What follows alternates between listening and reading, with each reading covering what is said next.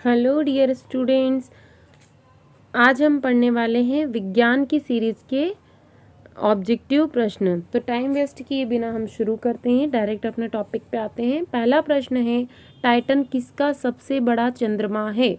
यानी कि जैसे हम हमारी पृथ्वी के उपग्रह को चंद्रमा बोलते हैं, उसी प्रकार से सिर्फ कंफ्यूज करने के लिए दिया गया है कि टाइटन किस ग्रह का उपग्रह है या किसका सबसे बड़ा चंद्रमा है। मंगल, शुक्र, बृहस्पति और शनि। तो हमें ध्यान रखना है, क्या आएगा इसका आंसर? शनि। ब्रह्मांड टॉपिक का पहले ही आप दांगी अकेडमी की प्लेलिस्ट में जाइए, वहाँ पर आपको ब्रह्मांड टॉपिक पर बना हुआ एक वीडियो मिलेगा, जिसमें आपको सभी ग्रहों के उपग्रह, ग्रह और दूरी के बारे में, उनके परिक्रमण काल के बारे में विस्तृत रूप से बताया गया है। तो टाइटन हो जाएगा किसका उपग्रह है? शनि का।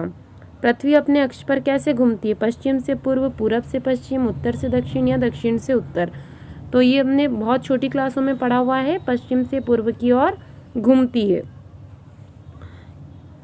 अगला क्वेश्चन, तारे का रंग किस पर निर्भर करता है? सूर्य से दूरी, सतह तापमान, घनत्व या त्रिज्या। तो उसकी सतह का तापमान कैसा है, ज़्यादा है या कम है, उसी आधार पर तारे का रंग निर्भर करता है। निम्न में से गैस का रिसाव संसूचन किसके द्वारा आसानी से किया जाता है? गैस के अणुओं का छोटा आकार, गैस की अधिक संपीड़ता, न्यूनतम अंतर अणु आकर्षण, एथिल मरकैप्टन की असहनीय गंध का तीव्र विसरण किसके द्वारा किया जाता है? किसका? कि जो गैस रिस रही है उसको डिटेक्ट कैसे करेंगे? कि आपने जैसे हिंदी में बहुत ज़्यादा थोड़ा डिफिकल्ट लग रहा है, आप इसकी इंग्लिश देख लिए। लीकेज हम बोलते हैं। तो ये एलपीजी गैस का कहीं से भी लीकेज हो रहा है, तो वो आप उसको कैसे पता लगाएंगे? फटाक से कैसे पता लगाएंगे? तो उसके गैस के अणुओं के छोटे आकार के द्वारा, या उसको आप दबा सकते हैं, कंप्रेस कर सकते हैं, संपीड़ित करना, उसके बीच में जो अंतर आकर्षण बल है उसके द्वारा, या फिर मरकैप्टन। तो जो असहनीय, हमने सुना होगा या ये फील भी किया है बहुत बार कि एलपीजी की गैस, यानी हमारे घर में जो गैस का सिलेंडर है उसमें से जब गैस लीक होती है तो हमें बहुत तीखी सी गंध आती है। तो ये आ जाएगा हमारा फोर्थ वाला ऑप्शन, एथिल मरकैप्टन की असहनीय गंध का तीव्र विसरण। फटाफट फैल जाती है, उससे हमें पता चल जाता है कि गैस लीक हो रही है। निम्न में से कौन सा कार्बन का क्रिस्टलीय अपर रूप नहीं है? ग्रेफाइट, कोयला, हीरा, फुलरीन या कोयला। तो हमें ध्यान रखना है, हीरा और ग्रेफाइट ये दोनों क्या हैं? हमने कार्बन को दो भागों में बांटा, क्रिस्टलीय रूप और अक्रिस्टलीय रूप। तो क्रिस्टलीय में कौन आ जाए? हीरा और फुलरीन, जबकि अक्रिस्टलीय में आ जाएगा ग्रेफाइट। चिकना होता है ये।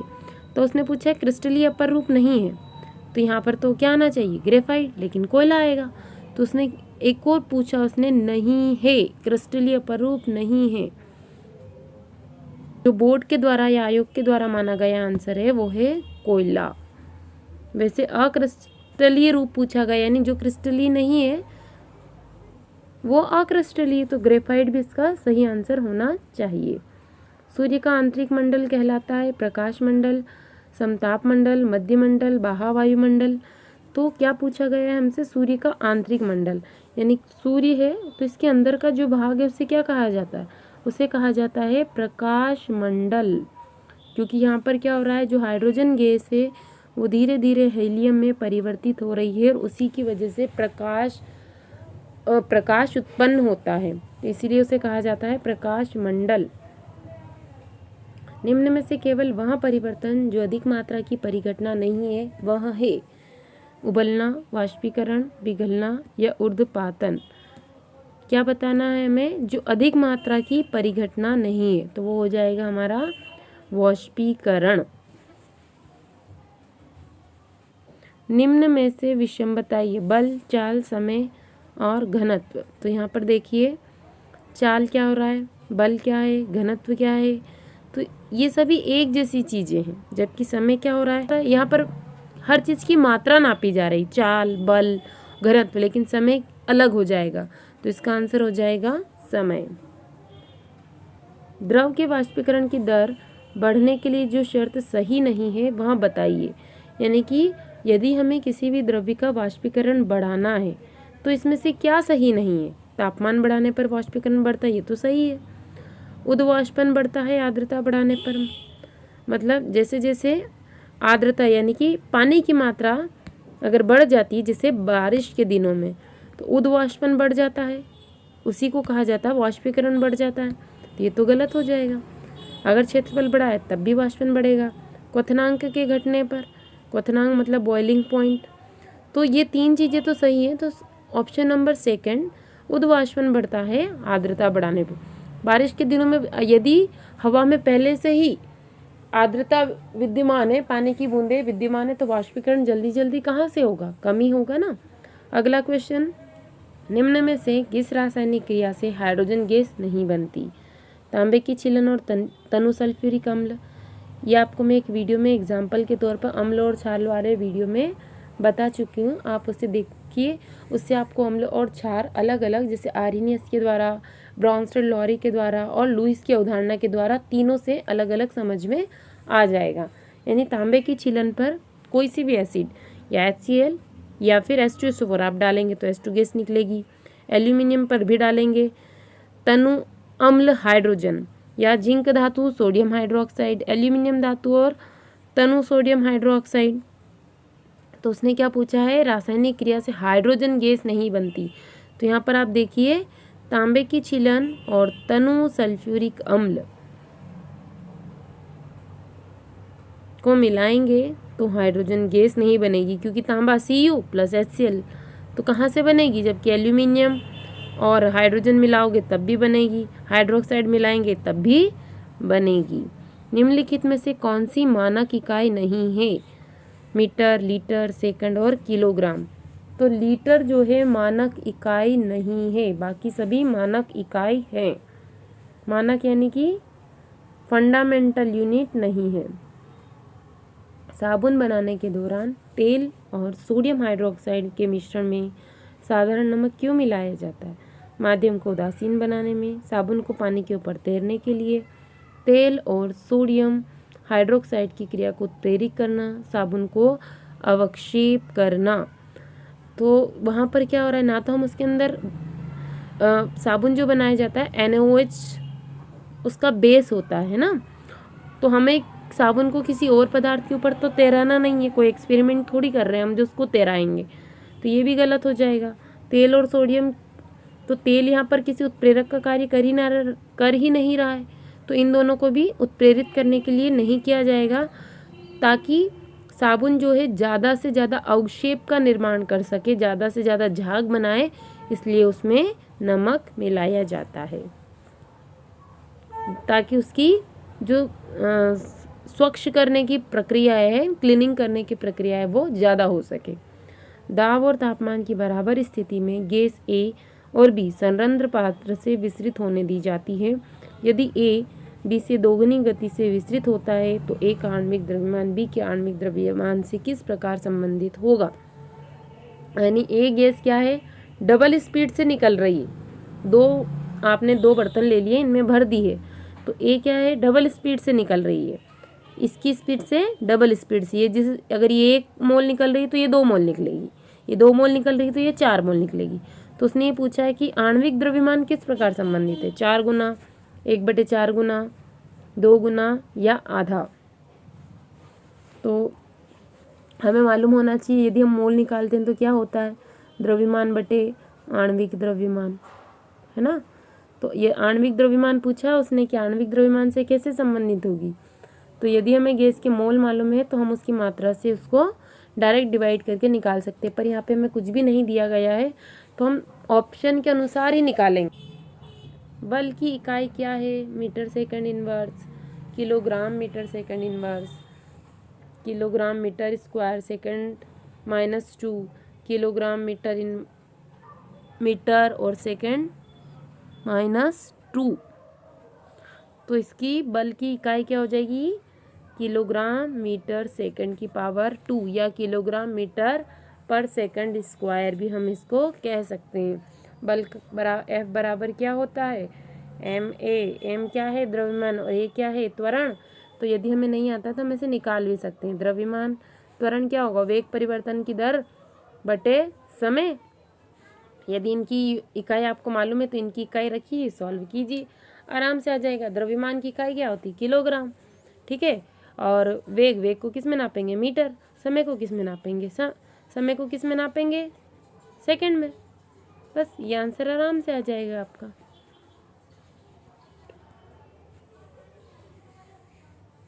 राइनोसिरॉस की ध्वनि उत्पन्न करने की आवृत्ति होती है 5 हर्ट्ज, 20 हर्ट्ज, 20 से लेकर 200 किलो हर्ट्ज या 100 किलो हर्ट्ज। तो इसका आंसर हो जाएगा 5 हर्ट्ज। एक फर्मी बराबर, आप मापन चैप्टर से रिलेटेड एक वीडियो दांगी अकेडमी की प्लेलिस्ट में अपलोड किया जा चुका है, आप उसे देखिए, आपको सारी यूनिट बहुत आसानी से क्लियर हो जाएगी। एक फर्मी बराबर होता है 10 की घात -15 -12 +15 या 12। तो ये होता है -15 मीटर, 10 की घात -15 मीटर। मानव आंख वस्तु का चित्र कहाँ बनवाती है? कॉर्निया, नेत्र लेंस, पुतली या रेटिना पर। तो हमारी जो आंख है वो कुछ इस प्रकार से है, थोड़ा सा ज़्यादा बन गया तो इसको इरेज कर देते हैं। ये ऐसे हमारा लेंस निकला हुआ और यहाँ लेंस लगा हुआ है ना, तो जो किरणें आती हैं वो जो जहाँ मिलती है उसे कहा जाता है रेटिना। तो चित्र कहाँ बनता है? रेटिना पर। एक तुरीय में ध्वनि तरंगे नली में चलती हैं, यानी कि जो साउंड वेव्स होती ध्वनि की तरंगे वो कैसे चलती है? सीधी रेखा में, बहुपरावर्तन, नली के साथ मुड़कर या गूंज के द्वारा। तो आपने बहुत बार ये प्रैक्टिकल किया ही होगा कि एक पाइप ले लीजिए या नली ले लीजिए, एक सिरे से कोई दूसरा व्यक्ति बोलेगा और एक कान में आप लगा लीजिए, तो क्या आपको सुनाई देगा या नहीं सुनाई देगा? सुनाई देगा। अब नली को हटा दीजिए, हम जनरली बातें करते हैं तो क्या कोई माध्यम की ज़रूरत होती है हमें? हवा ही हमारा माध्यम का कार्य करती है। तो ये किस प्रकार से चलती है? बहुपरावर्तन के कारण। यदि परावर्तन नहीं होगा तो वहाँ पर आवाज़ नहीं सुनाई देगी। जैसे आपने उदाहरण देखा होगा कि किसी व्यक्ति को कांच में बंद कर दिया जाए और बाहर से आप कितना ही चिल्लाइए उसे नहीं सुनाई देगा। से कौन सा पद संबंधित है? प्रकाश वर्ष, पारसेक, अधिवर्ष और एंगस्ट्रॉम। तो ये सब क्या है? समय को नापने की इकाइयाँ हैं। जैसे प्रकाश वर्ष, पारसेक सबसे बड़ी इकाई, एंगस्ट्रॉम बहुत छोटी इकाई, अधिवर्ष क्या है? समय से संबंधित है। लीप ईयर आपने सुना होगा, 4 साल में एक ही बार आता है, जिसमें फरवरी में 29 दिन होते हैं, उसे कहा जाता है लीप ईयर। धातु खंड में अनुप्रस्थ और दरारें जानने के लिए प्रयोग करते हैं। किसका प्रयोग करते हैं? अब हम क्वेश्चन और सारे ऑब्जेक्टिव को एक एक बार नहीं पढ़ के डायरेक्ट आंसर पे आते हैं, ताकि हमारा वीडियो ज़्यादा लंबा ना हो। धातु खंड में अनुप्रस्थ और दरारें जानने के लिए किसका प्रयोग किया जाता है? तो पराश्रव्य तरंगे, अल्ट्रासोनिक वेव्स, या आपने सुना होगा अल्ट्रासोनिक, और एक सोनोग्राफी। ये उसी टाइप की वेव्स होती जो सोनोग्राफी यानी किसी भी प्रेग्नेंट लेडी में बच्चे की स्थिति का पता लगाने के लिए यूज़ की जाती है। तो कोई भी जो धातु है उसमें अंदर अगर दरार है तो इन तरंगों का यूज़ किया जाता है, तो उससे पता चल जाता है कि अंदर दरार है या नहीं है। यदि एक प्रकाश की किरण समतल दर्पण पर 20 डिग्री पर टकराती है तो उसका परावर्तन कोण होगा। मान लीजिए ये हमारा सीधा सा कांच हो गया है और कोई किरण आ रही है यहाँ से 20 डिग्री से टकराई, तो परावर्तित किस प्रकार से होगी? 20 डिग्री से, 70 डिग्री से, या फिर ऑप्शन देख लेते हैं हम, 90 डिग्री या 0 डिग्री से, किस प्रकार से वो परावर्तित होगी?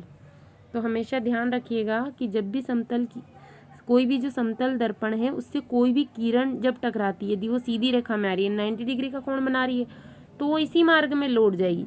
यानी हमें ध्यान रखना है कि हमें आंसर में हमेशा 90 मिले, क्या मिले? 90 डिग्री मिलना चाहिए। 90 डिग्री से आई तो 90 डिग्री पे ही चली जाएगी, यानी इसमें क्योंकि 90 से बड़ी वैल्यू उसकी नहीं होगी। तो अब क्वेश्चन में क्या है? 20 डिग्री से टकरा रही है 20 डिग्री, तो 90 में से माइनस कर दो, कितना बचा? 70, तो वो 70 डिग्री से परावर्तित हो जाएगी। ये हमेशा 90 वाला रूल हमें ध्यान में रखना है।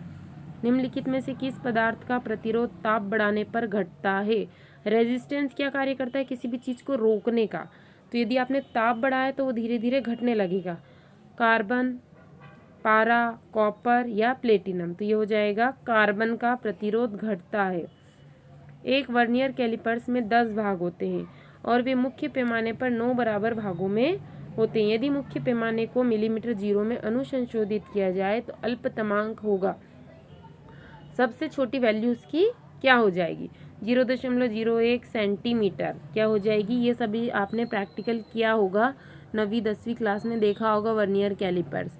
तो उसकी सबसे छोटी वैल्यू हो जाएगी 0.01 सेंटीमीटर।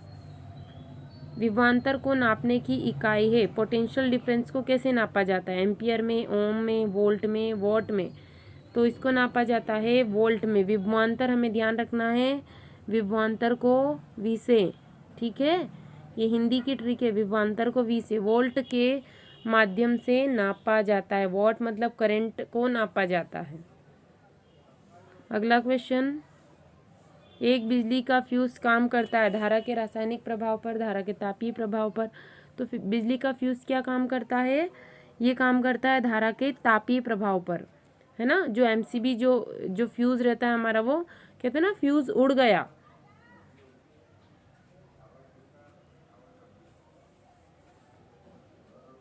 तत्वों के गुण उनके परमाणु भारों के आवर्ती फलन होते हैं। ये नियम कौन सा है? तत्वों के गुण उनके परमाणु भारों के आवर्ती फलन होते हैं। अष्टक का नियम, आधुनिक आवर्त नियम, मेंडलीव का आवर्त नियम या त्रिक नियम। तो ये है मेंडलीव का आवर्त नियम। त्रिक नियम तो क्या है कि यदि आप कोई भी जो दो तत्व हैं, ये हमारी आवर्त सारणी बनने से पहले के नियम है। यदि आपने जो एक समूह में 3 तत्व विद्यमान हैं, यदि पहले और तीसरे तत्व को जोड़ लिया और उनका आपने क्या निकाल दिया, उनको 2 से भाग करेंगे, इसे क्या कहा जाता है? उनका एवरेज निकाल लेंगे यदि पहले और तीसरे का, तो जो आंसर आएगा वही भार इस तीसरे तत्व का होगा। तो इसे त्रिक नियम कहा जाता है। अष्टक नियम क्या होता है कि 1 2 3 4 5 लाइन से सारे तत्व हमारे परमाणु या हमारे जो आवर्त सारणी उसमें विद्यमान है, तो 8वां तत्व के बाद में वही रूल, यानी 8 के बाद में वापस से 8 वही फॉलो करेगा। हमने रूल पढ़ा है ना, 2 8 8 18 32। तो हमेशा 8वें तत्व का गुण, जो पहले तत्व का गुण होगा वही हमेशा 8वें तत्व का गुण हो जाएगा। और आधुनिक आवर्त नियम, तो अब जो हम सारणी पढ़ रहे हैं वो हमारा आधुनिक है। तो जो मेंडलीव का आवर्त नियम है वो ये कहता है कि तत्वों के गुण उनके परमाणु भारों के आवर्ती फलन होते हैं। यदि किसी चालक में 10 मिनट में 300 सी का विद्युत आवेश प्रवाहित होता है तो बहने वाली धारा होगी 20 एम्पियर, 0.3 एम्पियर, 0.5 एम्पियर या 5 एम्पियर। आएगा 0.5 एम्पियर। जब एक विद्युत बल्ब को 12 वोल्ट बैटरी से जोड़ा जाता है तो उसमें 0.5 एम्पियर की धारा बहती है। तो लैंप की शक्ति है, यानी कि क्या कर रहे हैं हम, बल्ब को 12 वोल्ट की बैटरी से जोड़ रहे हैं और उसमें धारा बह रही है 0.5 की। तो हमें इसमें क्या करना है, 12 का गुणा करना है 5 में। तो कितना आ जाएगा, पॉइंट हटाएंगे तो आ जाएगा हमारा 6 वॉट, है ना। 12 गुणित 0.5, पॉइंट हटा दीजिए, नीचे आ जाएगा 10। इसको सॉल्व कीजिए, आ जाएगा आपका 6 वॉट। जैव गैस के मुख्य संघटक क्या होंगे? ब्यूटेन, मीथेन, ईथेन या प्रोपेन। तो बायोगैस मीथेन गैस को कहा जाता है या जीवाश्म गैस। निम्न में से कौन सा क्षारीय ऑक्साइड है? तो क्षारीय ऑक्साइड हो जाएगा हमारा कैल्शियम ऑक्साइड।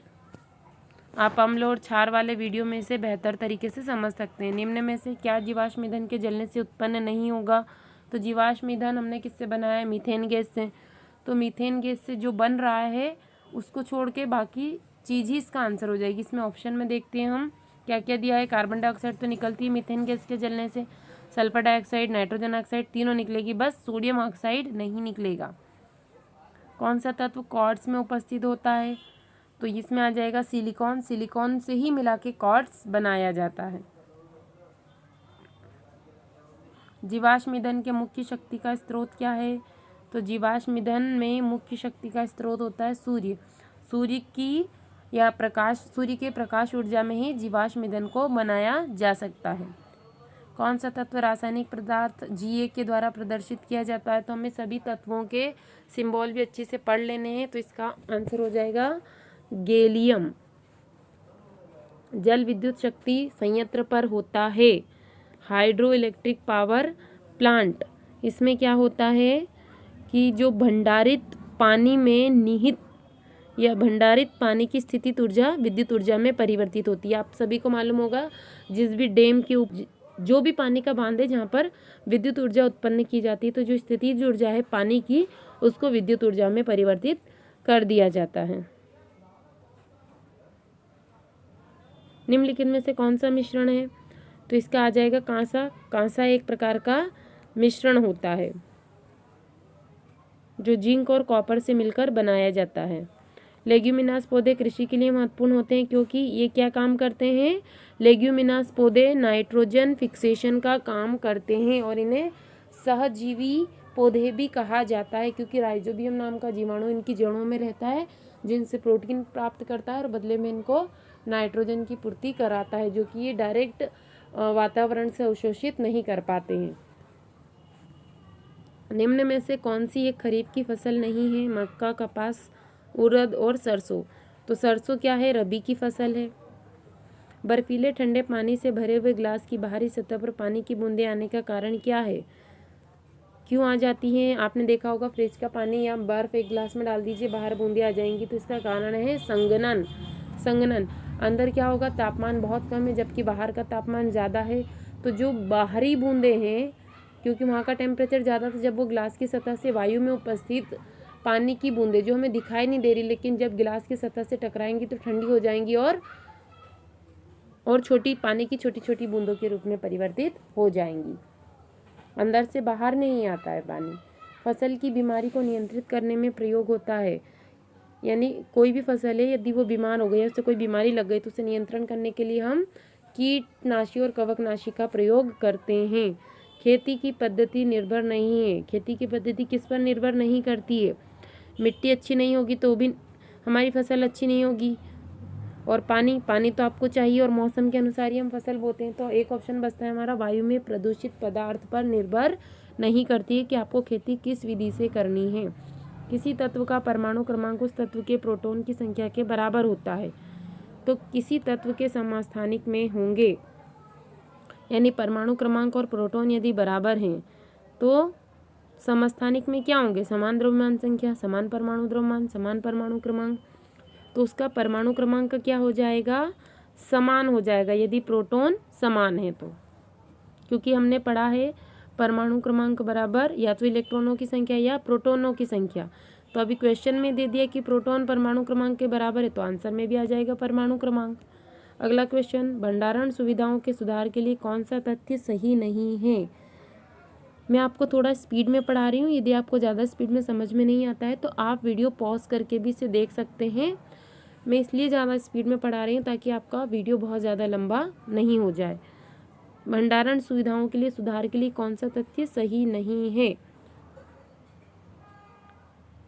तो देखिए, कीड़े कुतरने वाले जीव आदि से आप किसी भी चीज़ को भंडारण करते हैं, यानी ऐसी जगह रख देते हैं ताकि वो ख़राब नहीं हो, तो उसमें कीड़े नहीं लगेंगे, कुतरेंगे नहीं कोई भी जीव। उसके ज़्यादा क्या होगा? ऊष्मी कंपन से अनाज के दानों की ऊष्मारोधी करना, यानी वो गर्म हो रहे हैं, कभी सड़ रहे हैं, इससे भी उनका बचाव हो जाएगा। नमी को हम दूर रख सकते हैं, जैसे हमारे यदि हम गेहूँ लेते हैं और गेहूँ का भंडारण कर देते हैं, कोई सी भी फसल, सिर्फ लास्ट में क्या होगा कि कौन सा तथ्य सही नहीं यानी कि गलत है, तो उनके पोषक तत्व के नुकसान को रोकने में जैसे जैसे टाइम जाएगा धीरे धीरे, मान लीजिए किसी भी चीज़ के टाइम के हिसाब से यदि पोषक तत्व कम हो रहे, जैसे आपने कोई सब्जी रख दी है ना, तो उसके पोषक तत्व यदि कम ही हो रहे हैं तो उसको हम नहीं रोक सकते, ये हमारे हाथ में नहीं होता है।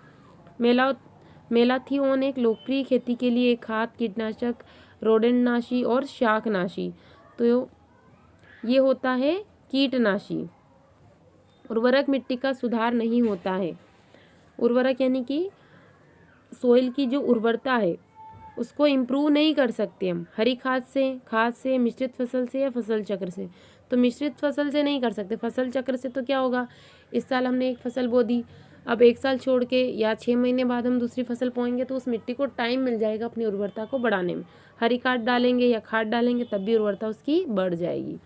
दिखाए गए चित्र के अनुसार जेट नलिका में से कौन सी गैस निकल रही है? तो पहले हमें ये देखना है कि इसके अंदर क्या क्या चीज़ें डली है, तभी तो गैस का पता चलेगा। जिंक और HCl डला है तो ZnCl बन जाएगा, जिंक क्लोराइड, और हाइड्रोजन गैस बाहर। तो आंसर हो जाएगा H2 गैस। अगला क्वेश्चन, सूखी घास में लंबी और बढ़ी हुई शाखाएं कौन सा सस्य विज्ञान का लक्षण नहीं है?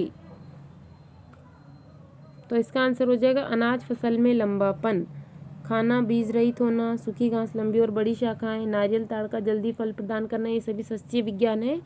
बस ये अनाज फसल में लंबापन नहीं है। प्रदूषण के उत्पादन को कम करने के लिए प्रस्तुत ज्ञान और अभ्यासों का प्रयोग करने वाली रसायन शास्त्र की नई शाखा कौन सी है?